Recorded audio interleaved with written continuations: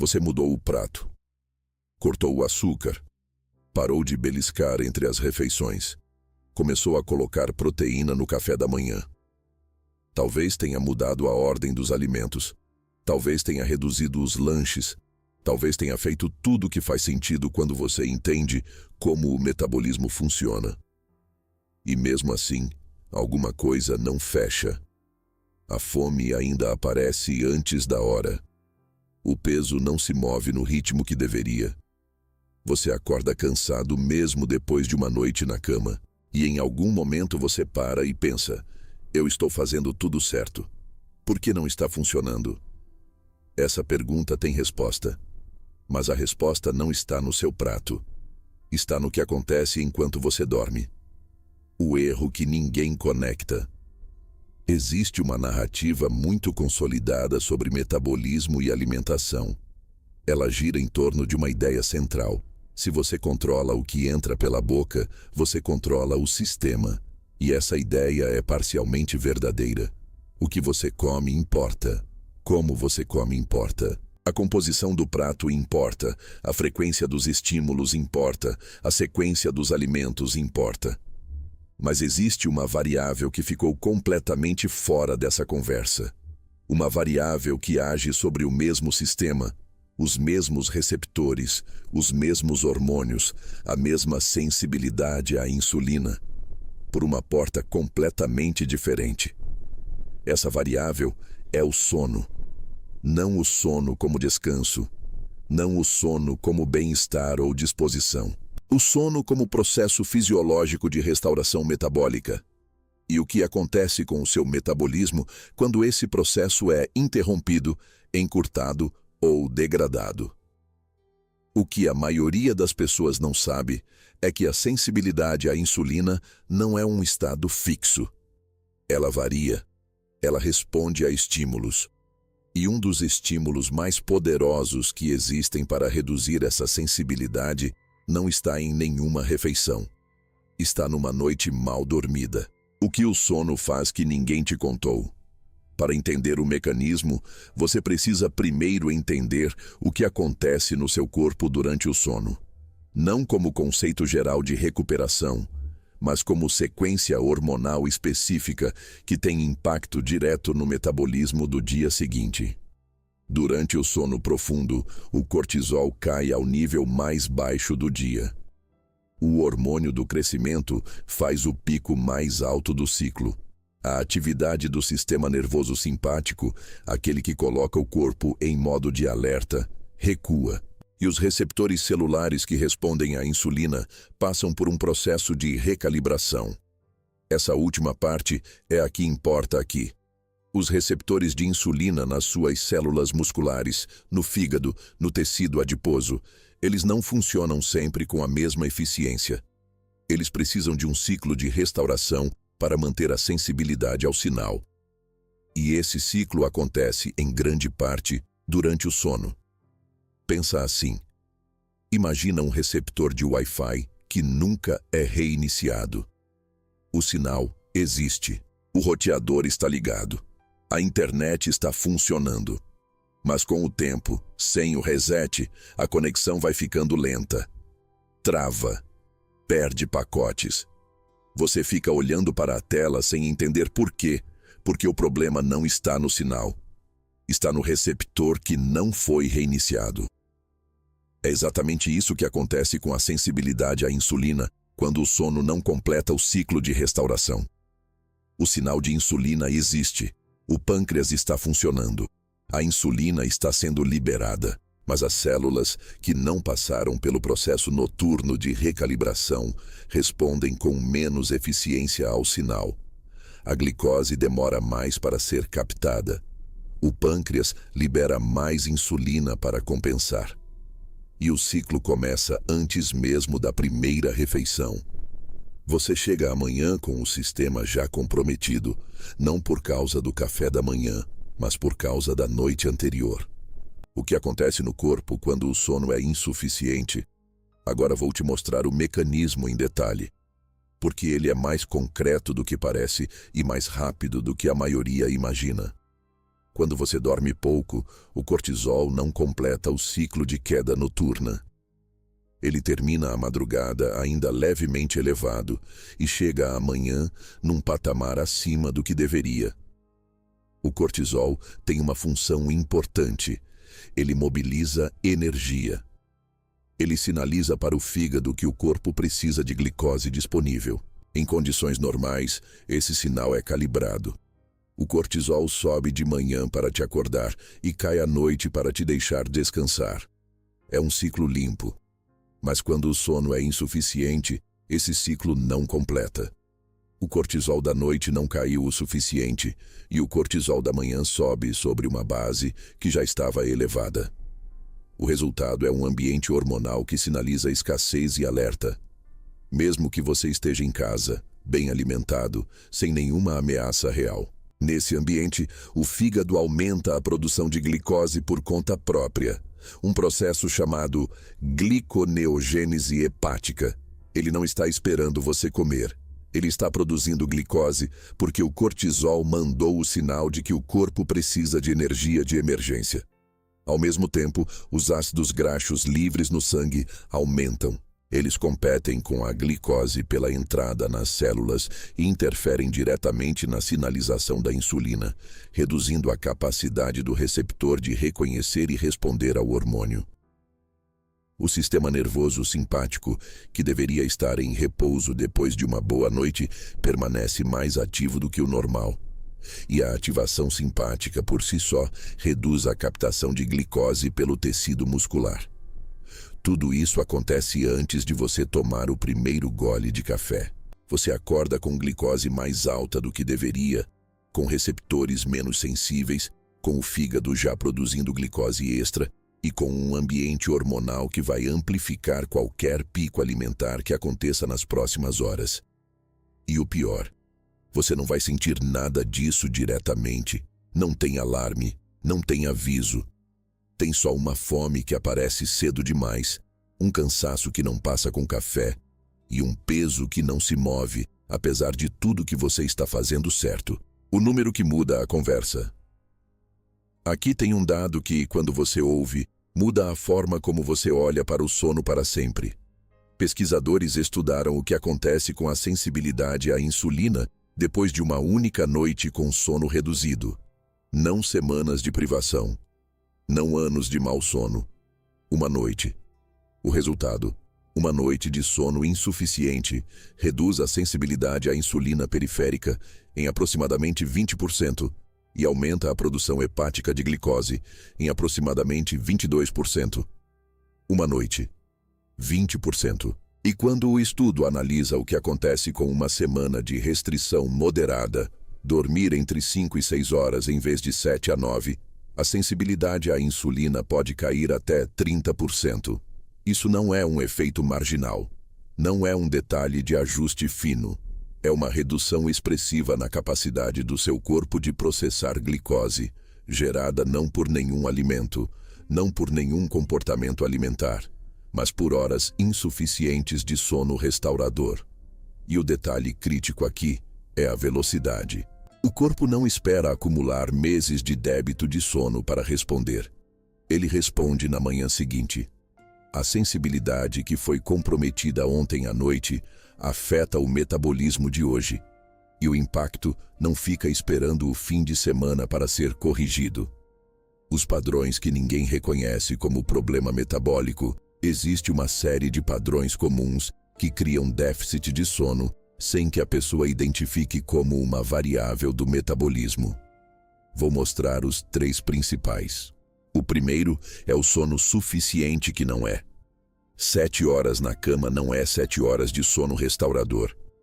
Se você demora 30 minutos para dormir, acorda uma vez no meio da noite e fica acordado por 20 minutos, e acorda antes do alarme pela ansiedade do dia. Você dormiu 6 horas no máximo. E parte dessas 6 horas foi sono leve, não sono profundo. O sono profundo, as fases de ondas lentas onde acontece a maior parte da restauração metabólica, é comprimido quando o ambiente não favorece. Luz, tela até tarde, temperatura alta, cortisol elevado por estresse. Você pode passar 8 horas na cama e chegar amanhã sem ter completado os ciclos que o metabolismo precisa. A quantidade de horas é um proxy. A qualidade e a profundidade são o que realmente importam para a recalibração dos receptores de insulina. O segundo padrão é a lógica do fim de semana. Dormi pouco na semana, recupero no sábado. Essa ideia está tão enraizada que parece senso comum, mas a bioquímica não funciona assim.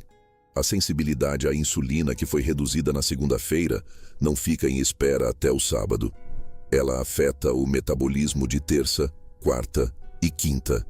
Cada dia com sensibilidade comprometida é um dia em que o mesmo prato produz uma resposta glicêmica mais abrupta, exige mais insulina e gera mais fome nas horas seguintes. O sono do fim de semana pode restaurar parte da sensibilidade, mas não necessariamente desfaz o impacto acumulado.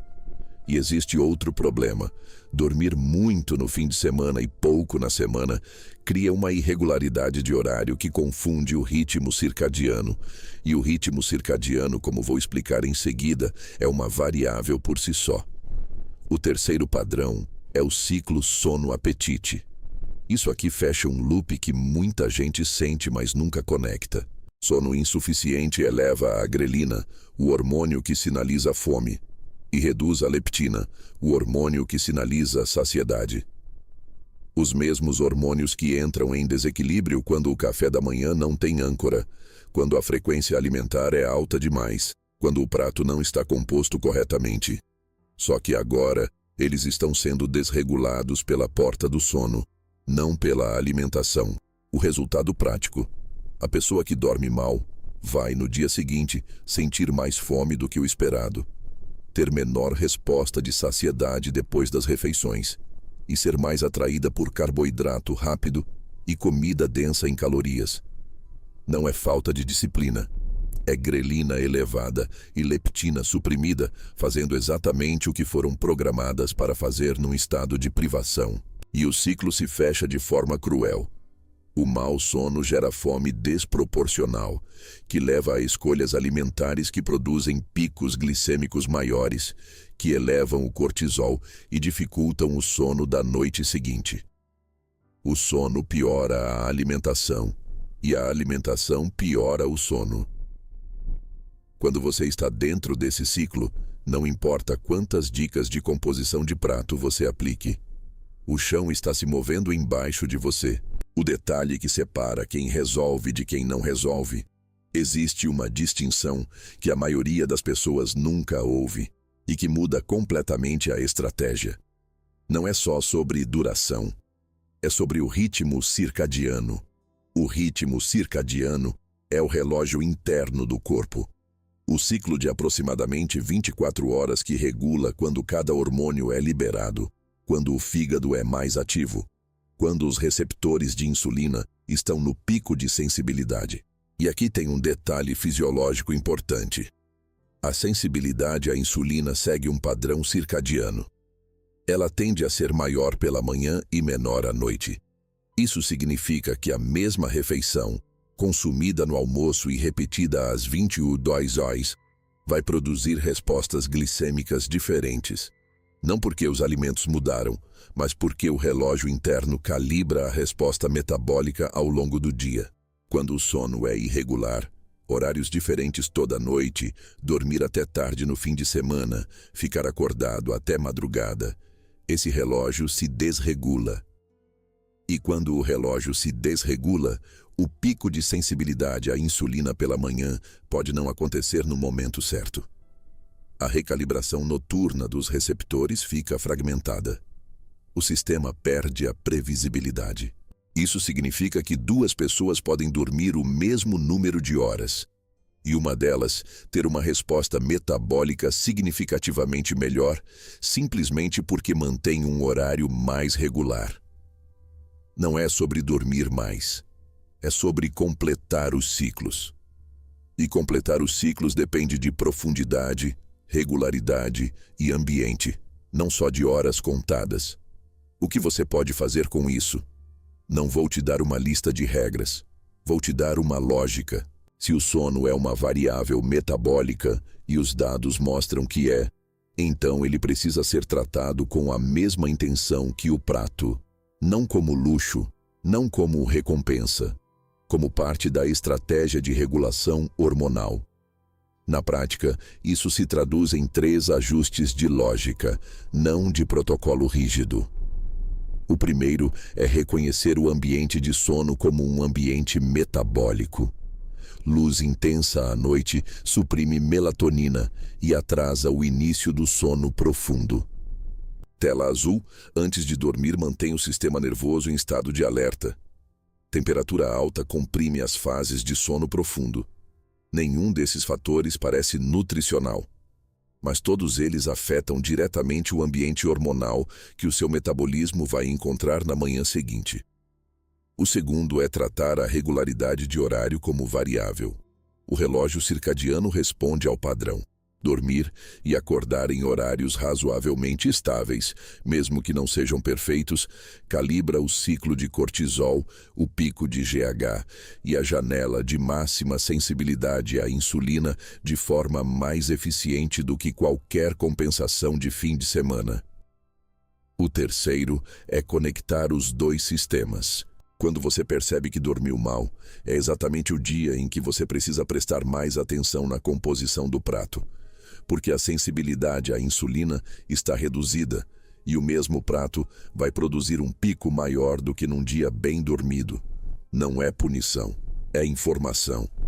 O corpo está te dizendo que o sistema está menos calibrado hoje e que a âncora metabólica na refeição vai trabalhar mais do que o normal.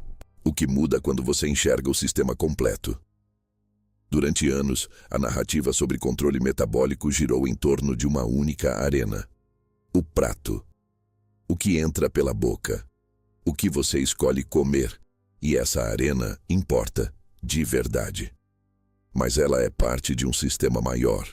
Um sistema que opera 24 horas por dia, que tem janelas de restauração noturna, que responde ao ritmo circadiano, que é calibrado por hormônios que se movem enquanto você dorme. Quando você entende isso, a pergunta muda. Você para de perguntar apenas o que devo comer e começa a perguntar: em que estado meu sistema vai receber o que vou comer? Essa é uma pergunta diferente. E ela tem uma variável que ninguém coloca no centro da conversa metabólica: a qualidade do sono da noite anterior. A pessoa que ajustou o prato, reduziu os picos, ancorou as refeições e ainda assim não está sentindo a melhora esperada. Essa pessoa provavelmente está olhando para o lugar certo, mas vendo só metade do sistema. A outra metade acontece no escuro. Entre o momento em que você fecha os olhos e o momento em que o alarme toca. Nesse intervalo, o seu metabolismo não está em pausa. Ele está em manutenção. Está recalibrando os receptores, regulando os hormônios, preparando o sistema para o dia seguinte. E quando esse processo é interrompido, mesmo que por uma única noite, mesmo que de forma moderada, o sistema chega ao dia seguinte menos calibrado, menos sensível, menos capaz de processar os mesmos alimentos com a mesma eficiência. Não é fraqueza, não é falta de esforço. É fisiologia. O metabolismo não perdoa a ausência de sono da mesma forma que não perdoa um prato sem âncora. A diferença é que o prato você vê. O sono que não restaurou, esse erro é completamente invisível. Esse é o princípio do metabolismo soberano. O sistema é inteiro. Não existe estratégia alimentar que funcione de forma sustentável num corpo que não está passando pelo ciclo de restauração noturna. O prato e o sono não são variáveis separadas. São 2 lados do mesmo mecanismo. Quando você aprende a cuidar dos 2, o sistema responde de uma forma que nenhum ajuste isolado consegue produzir. Se esse vídeo fez sentido para você, compartilha com alguém que faz tudo certo na alimentação e ainda assim sente que o corpo está travado. Provavelmente não é o prato. É o que acontece antes de ele existir.